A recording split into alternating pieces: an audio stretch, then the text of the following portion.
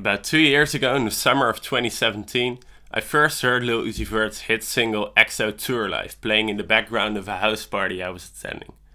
As soon as that beat dropped, people got out of their seats and started dancing and singing along to the hook like they were the freaking football match. I remember that moment pretty vividly, not because it's such an exceptional song. Hell, the nasal singing and dreamy instrumental got pretty boring after a while if you ask me. No, I remember that moment because at that point in time, the idea of a song about mental health issues and suicidal tendencies becoming this chart-topping song of the summer party anthem just seemed like the weirdest thing to me. For God's sake, the hook of that song goes, "Push me to the edge, all my friends are dead." Does that sound like a typical party track to you? Looking back, songs like XO Tour Life seem to represent a pretty significant stylistic shift in popular music.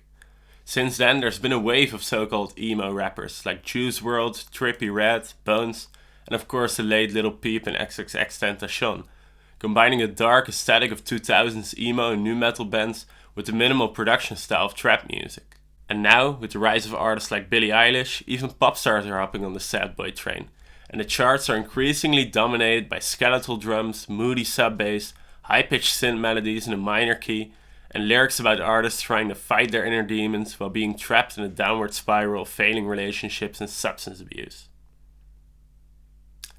How the hell did we get here? In this video, I would like to answer that question and find out what's fueling pop music's crippling depression.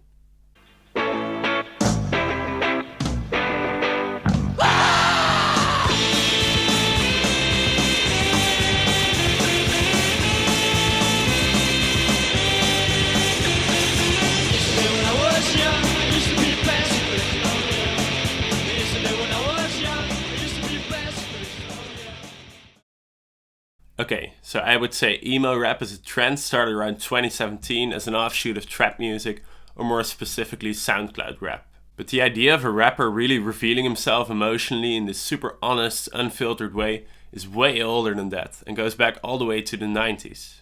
Rappers talking about their feelings was definitely not the norm back then, but there were some notable exceptions.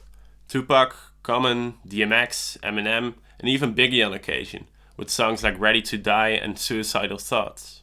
In the early 2000s, there were even more rappers going down this road, especially in the underground, where people like Brother Ali, A$AP Rock, and Slug from Atmosphere actively challenged the macho image of rap music by writing some of the most honest, self-deprecating lyrics imaginable. But personally, I wouldn't consider any of these artists emo rappers, because their lyrics might be a little bit more personal than most, but the instrumentals and delivery are not all that dark or emotional. In my opinion, a group like Atmosphere, who are great by the way, I'll put a link in the description box, are more like a precursor to emo rap. Because there's nothing in the music of Lil Peep or Juice WRLD or any of these guys that says to me, they took that from Atmosphere. No, this current wave of emo rap is mostly born out of the following three things. 1. The trap and SoundCloud rap scene of the mid-2010s. Because like I said earlier, I see the whole emo rap trend as kind of an offshoot of trap music. Particularly the shit that was becoming popular on SoundCloud like a few years ago. Short songs, edgy lyrics, a wild aggressive rapping style, distorted production, it is all carried over to emo rap. 2. The more emotional R&B influenced side of pop rap, talking about artists like Drake, Kid Cudi, The Weeknd, and of course Kanye with 808s and Heartbreaks. Although these artists are definitely not as extreme and in your face as someone like X, I think they did kind of pave the way for this stuff, since they made the idea of a rapper talking about his feelings and mental health issues acceptable to a mainstream audience. And 3. The emo, pop punk, and to a lesser extent nu metal bands of the 2000s. Because emo rappers are not just emo in name. Whiny vocals, hair dye, piercings, lyrics that read like a high schooler's diary, it's all there. Who would have thought that one of the most notoriously white suburban genres of all time would have such a big impact on the hip-hop scene a decade later? It just goes to show you that cultural appropriation happens in every direction, and it can lead to some pretty interesting fusions of styles. Okay, so now that I've examined the stylistic origins of emo rap, the big question remains: why the hell did it take off? Because since the very beginning of popular music, with the commodification of musical recordings around the 1920s, the charts have been dominated by fun pop songs, dance songs, and maybe a sappy love song here and there.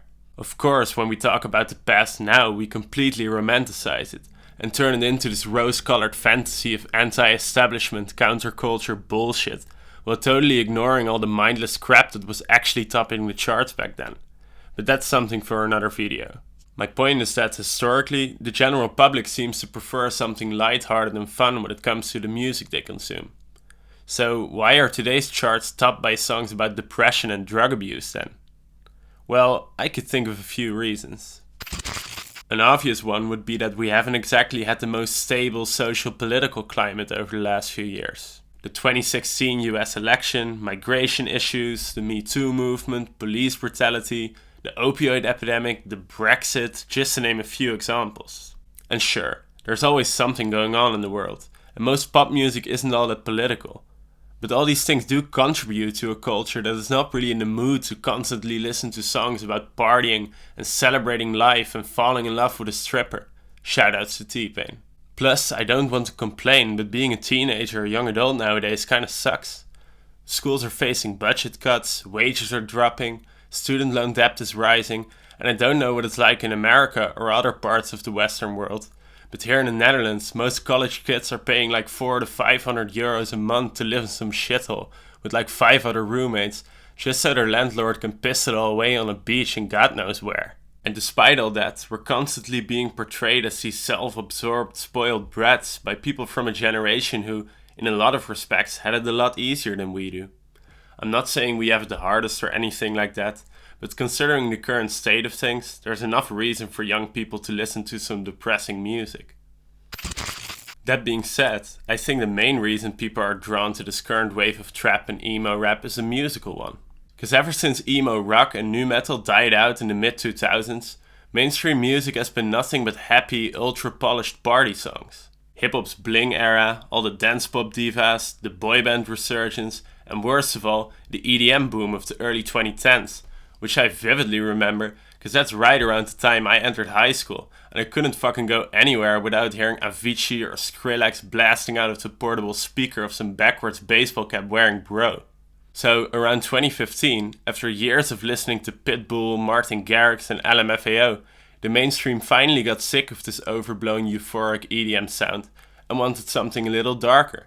So they gravitated toward trap music and that became the new thing. Because although musical trends can definitely be inspired by bigger cultural developments, most trends and styles are simply a reaction to the trends and styles that came before it. So, to answer the question, what's fueling pop music's crippling depression? It's not the misuse of prescription drugs, it's not the lackluster job market, and it's not even the shaky political climate. It's the years of ultra-happy pop music that preceded it. The same thing happened in the early 90s, when after a decade of synth-pop, hair metal and Phil Collins, kids grew their hair out, ripped up their jeans, put on a flannel shirt, and started listening to grunge and other angsty alternative rock. That's just how it goes. At some point, emo rap will get stale and it will be replaced by something else. Maybe UK grime will finally become a global phenomenon. Or maybe Lil Nas X and Billy Ray Cyrus will lead the way to the age of country trap, who knows? God, I hope not. That would be depressing.